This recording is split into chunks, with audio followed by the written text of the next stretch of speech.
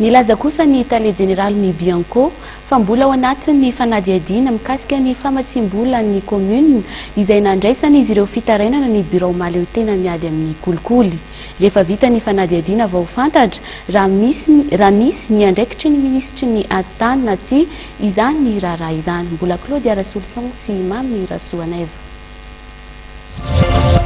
Ireny dossier ireny ane tsy azo sarasarahany raha ohatra zany everina fa hoe misy andraikitry ny premier ministre tamin'izy mbola ministre ny intérieur tao anatiny reny dossier ireny dia efa voadiadinay ao anatin'ireny le dossier ireny izay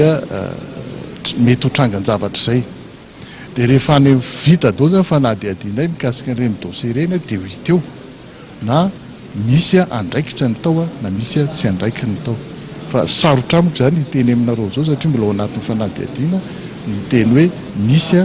ny andraikitra anao fa ny olona rehetra zay voakasika tamin'ny famoahana an'ireny vola reny dia tsy maintsy ataonay fanadihadiana daholo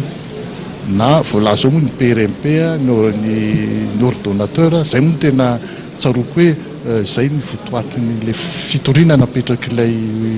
tokony olona voalazana teo zay hoe tokony ho atao famitorana ny ordonnateur sy ny PRMP dia manao an'izany zay amin'ireny dossier ireny dia ho hita hoe izy ny tena tokony andraikitra.